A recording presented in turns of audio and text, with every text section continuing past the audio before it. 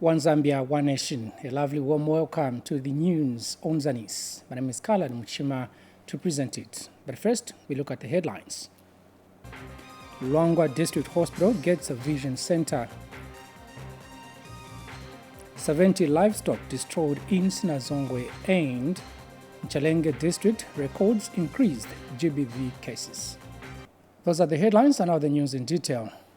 Government has opened a vision center at Luangwa District Hospital with support from One Sight Esla Loksitika Foundation Zambia office. Luangwa District Commissioner Luke Chikani says the center will help people have access to eye care services in the area. Lester Ndumba now reports. To ease the access to the much-needed service, a vision center was launched with support from One Sight Esla Loksitika Foundation Zambia office at Luangwa District Hospital in the district. Both Luangwa District Commissioner and the hospital administration are happy with the development. May I take this opportunity to commend and thank One Sight Foundation for the decision to venture into partnership with the government of the Republic of Zambia through the Ministry of Health to improve the eye health of our people. I'm glad to learn that our people will now be able to access these services within our district. I would like to use this opportunity to stress the significance of regular eye exams and encourage everyone here to make use of Luangwa Vision Care services. Today we have improved new modern equipment that you'll be able to be shown within the hospital, coupled with an addition of the opening of the full-fledged clinic where we'll also have different types of lenses that we could not access. Even if we prescribed, it was also difficult for our people to travel to Lusaka, looking at the cost of travel. Representing One Sight Esla Loksitika Foundation Country Director Fales Mungule, the foundation's provincial coordinator Vwalia Mwansa urged the hospital management to take ownership of the eye clinic by ensuring that principles of accountability and sustainability are held in the management of the eye clinic.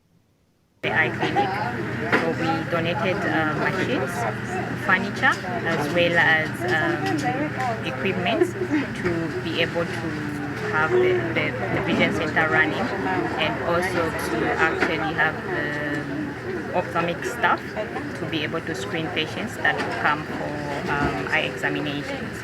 Lester Ndumba reporting, Luangwa District.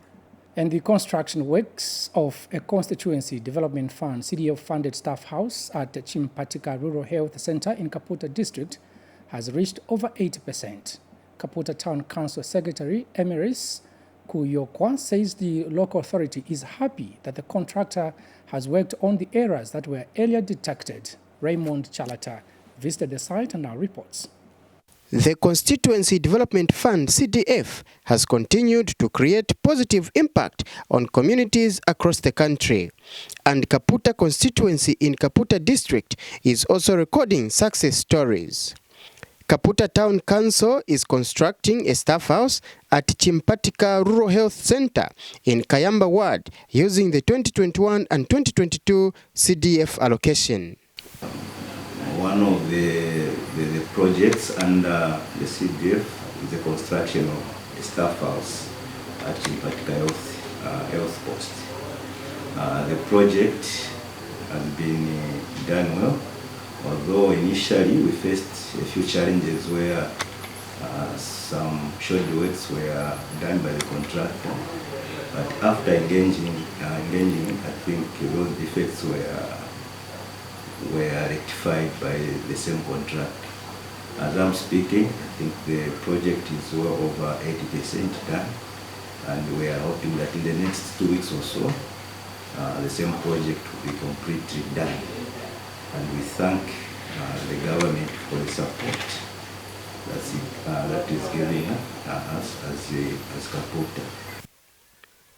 And beneficiaries have thanked government for the project, urging the local authority to continue implementing more community projects. I am very thankful for the government of the day, for the CDF implementation over the project which was planned in my area, specifically at Chimpatika Health Post, and it will benefit a lot both the staff and the community members, because when the staff is staying near the health post, it will be very easy to see the patients and attend to them at any time, because there will be no distance, and it will be very helpful to even those who are strangers who are just passing by. They'll find the health worker there who can provide services to them at any time. The civic leader said the Ward Development Committee has submitted several community projects which will be funded by CDF in the coming year. This coming year, we have submitted the drilling of bores where we have no water points in some villages, even the 1x3 classroom blocks at the same village, Chimpatika Primary School, and we have some staff houses at Kafumbi Primary School, where we are hoping that this government will respond to it through CDF. Raymond Chalata reporting for Zanis in Kaputa District, Northern Province. From Northern Province, we cross over to Southern Province, where the Livestock Department in Znbc District has destroyed 70 livestock, which was intercepted by the Zambia Police Service en route to Lusaka. Znbc District Veterinary Officer Chalemba Shonga says the livestock includes 58 pigs, 10 goats, and 2 sheep. Here's a report. Despite the massive sensitization government has conducted on the ban of livestock movement from Southern Province following the outbreak of anthrax, some people have continued to transport animals illegally. In Znbc District, the Veterinary Department has destroyed over 70 animals that were being illegally transported from Znbc to Lusaka. According to the Animal Health Act 27 of 2010, it is actually important that these animals are disposed of, because we as a department, we want to prevent the spread of the disease to other areas. Dr. Shonga has issued a strong warning to those defying the livestock movement ban. We are not taking any chances until the ban is lifted. So we are actually sending a strong warning to would-be offenders that we are on the ground, we are on the lookout until the ban is lifted. Znbc District Commissioner Chimunya Siakole is saddened to see the continued illegal movement of livestock out of the district. It's very unfortunate that people can even think of transporting such animals to other districts, maybe taking to Lusaka or Kasumbalesa, when we still have the ban. Everyone is aware, something which we've been talking about, and we did a very serious sensitization for everyone to know what is happening. Despite the disease reducing, it doesn't mean that the ban has been lifted. We are waiting, for the higher authority. Although the district has reduced cases of anthrax in both livestock animals and human beings, the ban on livestock movement is still in effect until the disease is completely contained. Pride Warrior, Zanis, in Znbc District, Southern Province. Now, in agriculture news, government and its partners are empowering farmers with climate-resilient knowledge to mitigate and reduce the effects of climate change for sustainable economic growth, especially in rural areas. Ecosystem-based adaptation project, together with the Ministry of Green Economy and Environment and other line ministries, are conducting training sessions for farmers and communities in seed growing. Our staffer Mwangala Kapandula now reports.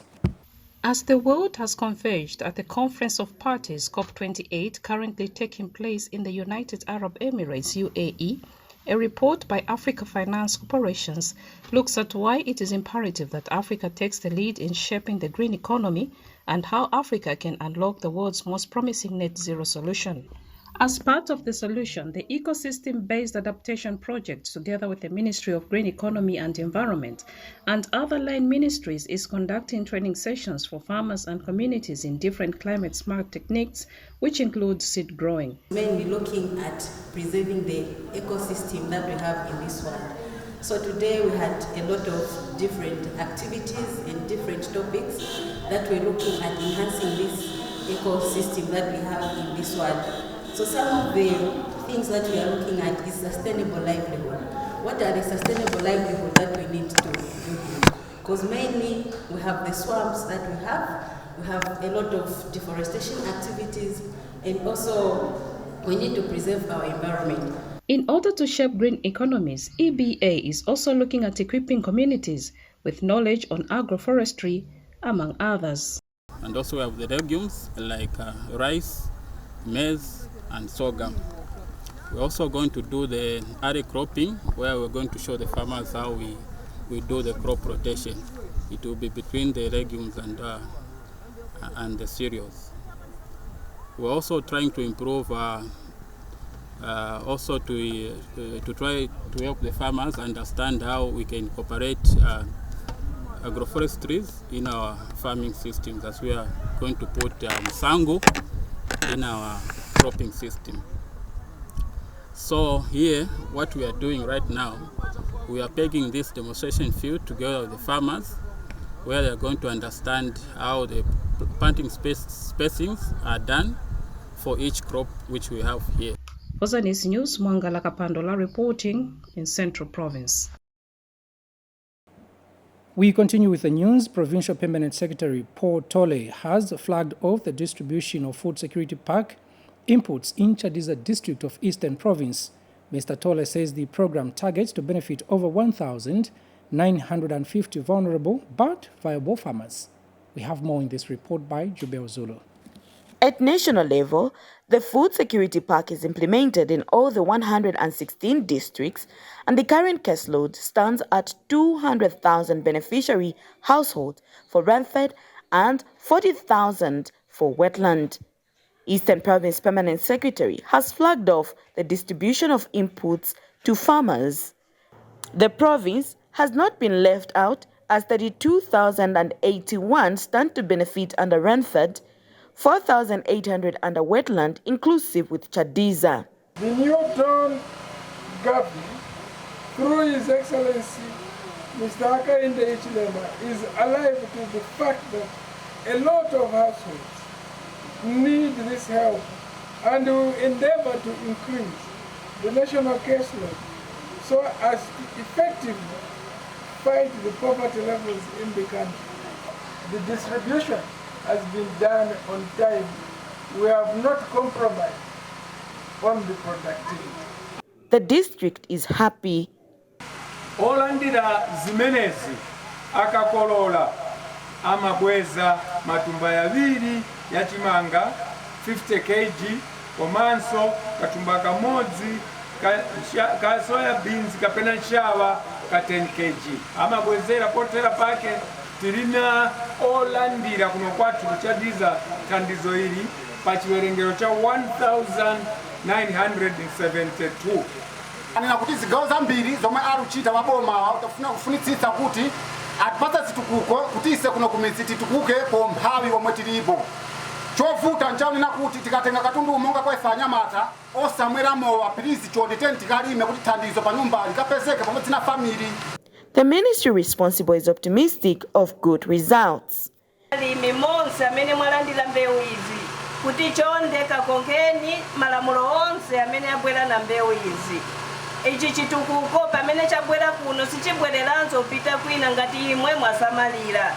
Mwamene wenze wakambira mu speech pa PS wakamba kuti mukakolola mukabweza zija ndalama zamene muzabweza zibweresa vitukuko vina kwamene kuno kwathu sizipitanso kwina. Jubeo Zulu, Zanis, Chadiza District, Eastern Province. move to Luapula province, where Nchelenge district one-stop center has recorded an increase in gender-based violence cases. One-stop center coordinator Maureen Mwape says 427 GBV cases were recorded in the first quarter of this year, while the second quarter had 483 cases. We have more in this report. Julia Chiwam of Kanyambo village in Nchelenge district is a survivor of gender-based violence. Chiwama narrates how she has physically suffered at the hands of her husband, who she's been married to for over 1 year.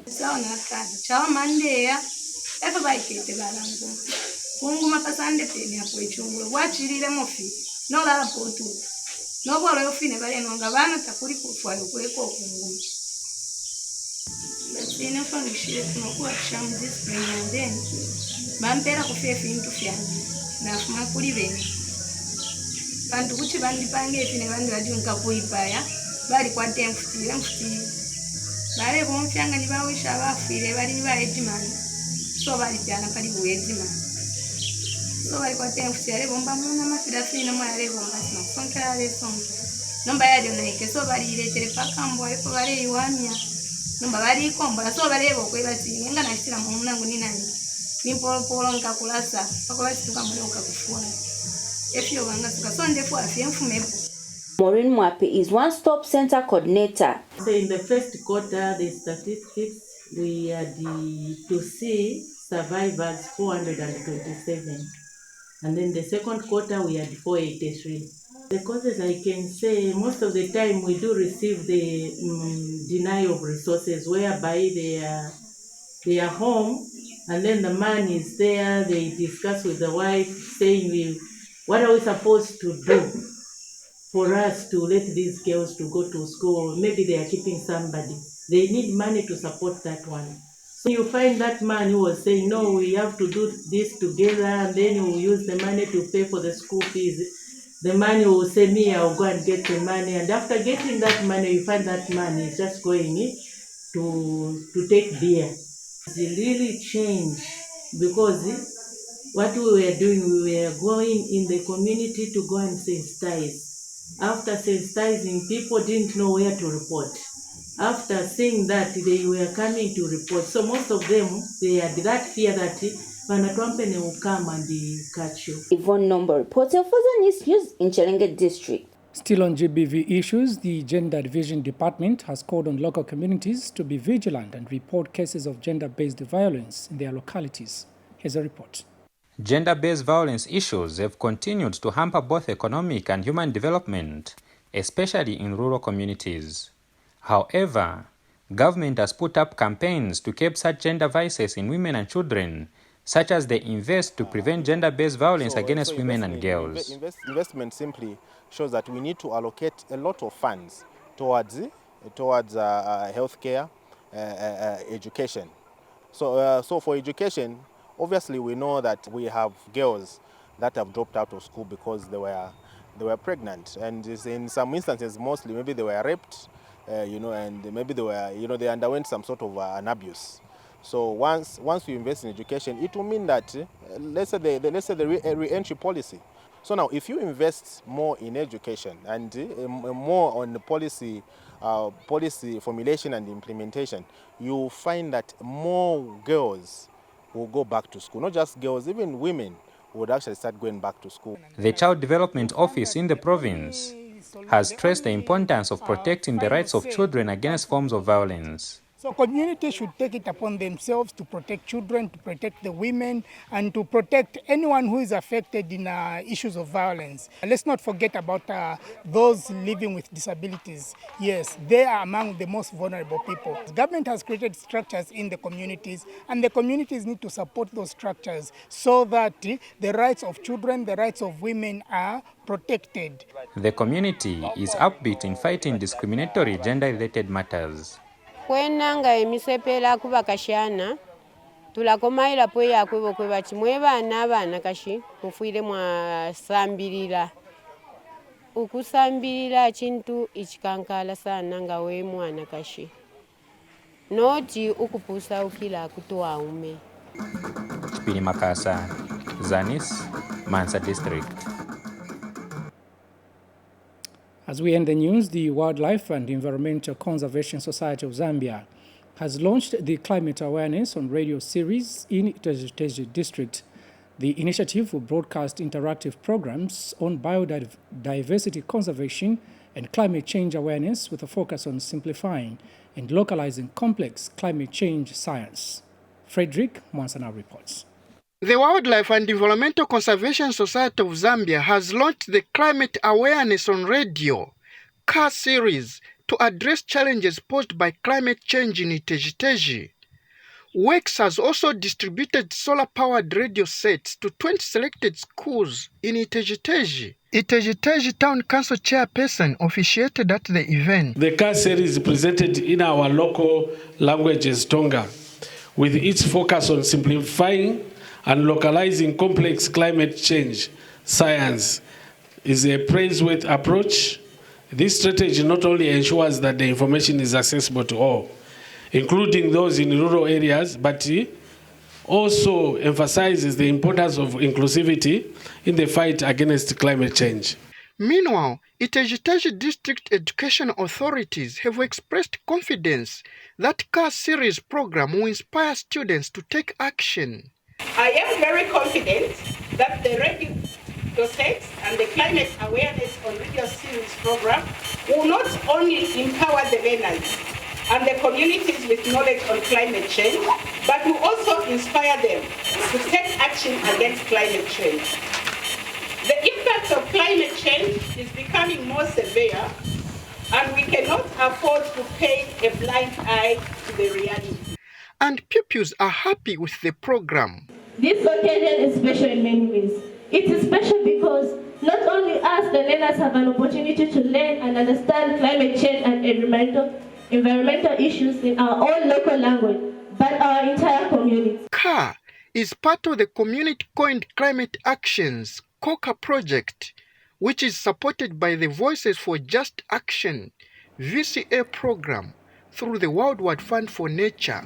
Frederick Mwansa, Zanis, Iteji. And that environmental story brings us to the end of the Zanis news. But before we go, a quick look at the headlines once again. Luangwa District Hospital gets a vision center. 70 livestock destroyed in Znbc, and Challenge District records increased GBV cases. On behalf of the entire student technical crew, my name is Carla Mchima, wishing you God's blessings. Bye-bye.